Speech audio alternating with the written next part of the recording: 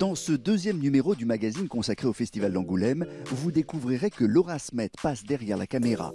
Vous entendrez Romane Boringer parler de la comédie très autobiographique qu'elle réalise, mais on démarre avec Alexandra Lamy dans une piquante comédie politique. Avec Alexandra Lamy, bonjour, on va parler du Poulain, c'est le film de Mathieu Sapin qui nous emmène dans les coulisses d'une campagne présidentielle. C'est absolument passionnant, c'est drôle, c'est le premier film de Mathieu Sapin. Il faut juste dire que Mathieu Sapin, il connaît bien son sujet, même si c'est son premier film, il est auteur de bande dessinée et il a réalisé une BD documentaire sur les coulisses de l'Élysée qui est absolument passionnante. Donc c'est comme ça qu'il vous a convaincu ? Non. Non, parce qu'à vrai dire, je ne l'avais pas lu. Celle de Gérard Depardieu, puisqu'il a suivi aussi, mais voilà, c'est vrai que de Gérard Depardieu qui est formidable d'ailleurs, et c'est vrai que la BD qu'il a fait sur l'Élysée, je l'ai eu après, qui s'appelle Le Château, qui est une grosse BD, et qui, pour nous, en tout cas pour travailler, ça a été génial.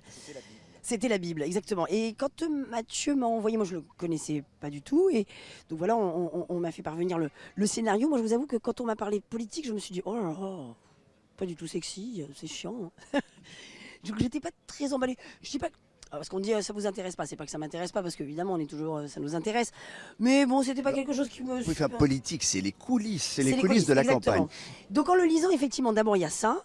Moi j'ai pas tout compris au scénario, mais voilà, mais en tout cas je voyais ce qu'ils voulaient en faire et je me suis dit ouais, c'est surtout la manipulation là-dedans, c'est ce qui sont eux, pas forcément les idées. On va en parler, il faut dire d'abord quel est votre rôle. Complètement. Vous démarrez comme directrice de la communication. Exactement, et puis rôle important, et puis surtout un personnage que je n'avais pas encore joué, qui est une manipulatrice un peu perverse, un peu carnassière, et qui est prête à tout pour avoir le pouvoir, et je trouvais ça, voilà, c'est un rôle qu'on m'avait pas encore donné, et j'ai trouvé ça formidable qu'on me le propose, donc je me suis beaucoup amusée à faire ce rôle-là. Et le Poulain, c'est un jeune stagiaire qui va monter les étages de l'organigramme des candidats pour aller jusqu'à l'Élysée. Mais c'est ça, moi, qui m'a intéressé déjà dans le scénario, mais alors, et encore plus bizarrement quand j'ai vu le film. Parce que d'un coup, tout est super vite et tu te dis, mais mon Dieu, mais oui, c'est vrai, quelle manipulation. Qu'est-ce qu'ils sont prêts à tout pour ça? Parce que finalement, dans le film, on s'en fout de savoir on ne sait pas, mais d'ailleurs, ce qu'ils défendent comme idée, vraiment, on n'a pas de. Mais de voir tout ce qu'ils sont prêts à faire pour absolument obtenir ce pouvoir et pour aller jusqu'au bout, je trouve c'est génial. Et moi, mon personnage, effectivement, elle est. Voilà, elle va là où ça sent bon, elle se dit, oula. Vous savez, c'est comme les gens parfois qui vous parlent et qui regardent toujours derrière s'il n'y a pas quelqu'un de plus important. C'est son personnage, elle est comme ça. C'est-à-dire qu'elle n'est jamais elle n'est jamais avec personne. Elle n'est jamais avec quelqu'un vraiment. Elle est toujours un œil à droite, à gauche, s'il y a quelqu'un de plus important. Donc voilà, et ça m'a amusé de faire ce rôle-là. La France, ça t'intéresse? La France? C'est sérieux la politique. Je me prends pas pour toi, mais c'est juste comme tu sais rien faire. Bah, je parle 4 langues quand même. Oui, mais Catherine, elle fait sa campagne en France. Et en français, du coup. Mais je parle français aussi. À part la bande dessinée, il y avait un modèle pour se documenter sur Moi, ce j'ai regardé personnage. toutes les femmes politiques, voilà, la façon dont elles s'exprimaient, dont elles parlaient. Et d'ailleurs, c'est marrant parce que à force de regarder les mêmes débats ou leur prise de parole, on se dit, mais mon Dieu, tout ça, c'est du théâtre. Ils sont comme nous en fait, c'est du théâtre. Donc il y a effectivement, parce que il faut ils sont obligés d'être un peu, j'allais dire, comme nous dans la séduction, etc. Parce qu'il faut quand même qu'ils attirent du monde. Et c'est pour ça que dans mon personnage, moi, ce que je trouvais à la limite qui était plus difficile à trouver, c'est que je voulais surtout pas qu'elle soit tout de suite antipathique. Si elle est antipathique, c'est impossible qu'elle soit là-dedans et qu'elle arrive à manipuler qui que ce soit. Il faut qu'on la craigne, en même temps on l'aime bien, en même temps on l'aime pas, on ne sait pas qui elle est. C'est une femelle alpha. Exactement. Ça. Et c'est ça. Et c'est ça que je trouve très très juste. Si elle est antipathique tout de suite, c'est mort, c'est fini. Elle a des ambitions formidables. Vous parliez de théâtre, vous disiez que tous ces hommes-là, ces femmes-là sont des gens de théâtre. Et inversement, alors vous allez découvrir dans ce film Gaspard Ganzer. Oui. Qui était le conseiller communication de François Hollande, qui a un rôle, qui joue très très bien. Donc comme quoi c'est un très très bon comédien. Pardon Gaspard. Mais c'est vrai. Mais c'était super aussi avec lui, parce que Gaspard, c'est pareil, comme il connaît quand même très très bien son métier, il pouvait nous dire, nous conseiller, comme Mathieu. C'est vrai que Mathieu, c'est pareil. Mathieu Sapin, il connaît tellement bien cet univers. Pour nous, c'était un véritable bonheur. C'est pour ça que quand parfois les gens nous disent, c'est pas un peu caricatural, hein. Mathieu, il nous dit, non, même on est un petit peu en dessous de la réalité.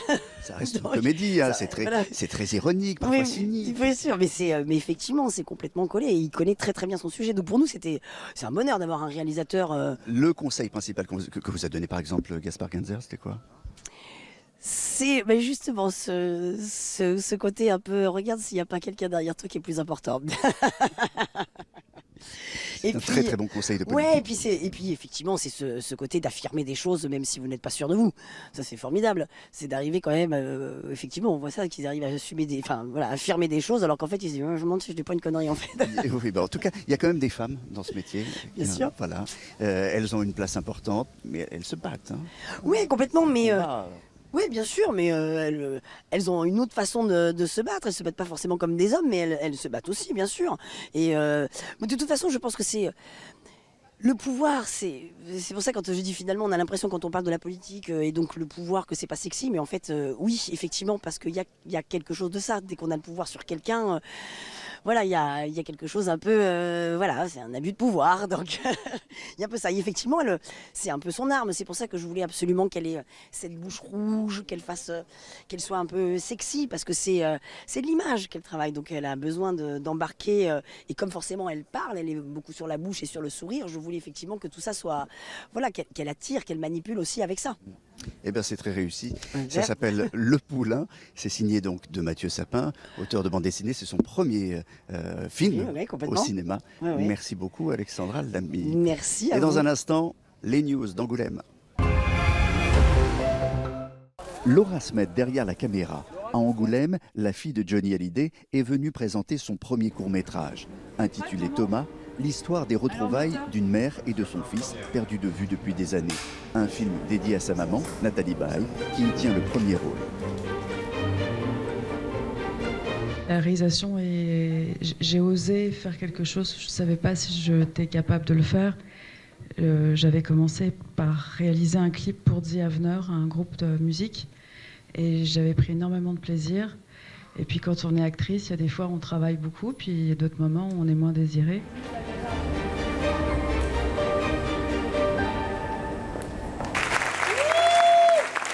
Le premier coup de cœur du festival pour Les Invisibles, l'histoire d'un foyer d'accueil de femmes qui va fermer ses portes. Aux côtés de la très engagée Corinne Maziero, des actrices non professionnelles qui ont fait rire, mais surtout pleurer le public. Se fout de ma gueule, je me casse. En compétition aujourd'hui, Sauvage de Camille Vidal-Naquet, l'histoire d'un jeune homme qui vend son corps, une réflexion sur la prostitution masculine.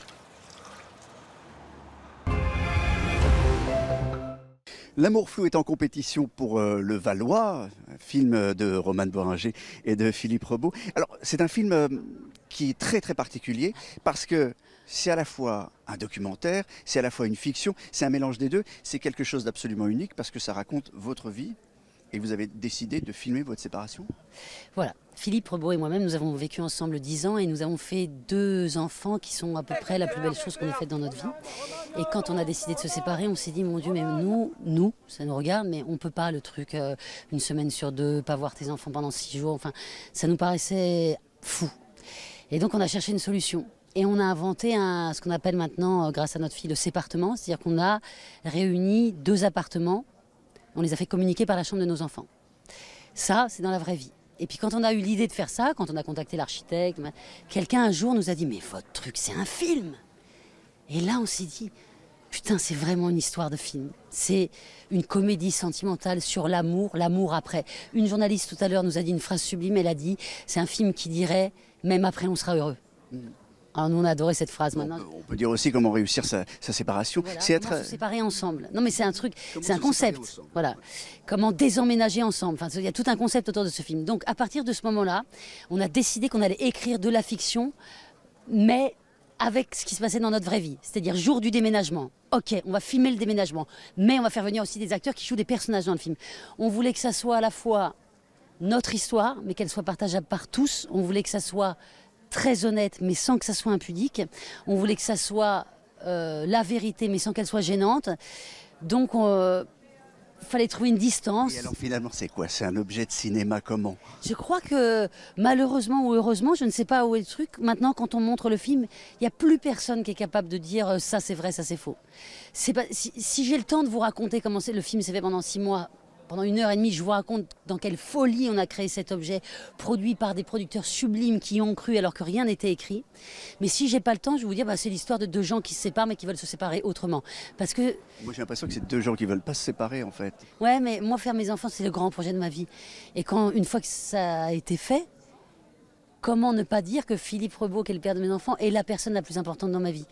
Donc je veux continuer de vivre pas loin de cette personne-là alors qu'il n'est plus mon amoureux. Et c'est ça qu'on raconte dans le film. Totalement psychanalytique. Voilà. Ça s'appelle L'amour flou. Et ça sort au mois d'octobre. Merci Romain de Mais Morandini. merci à vous. Merci.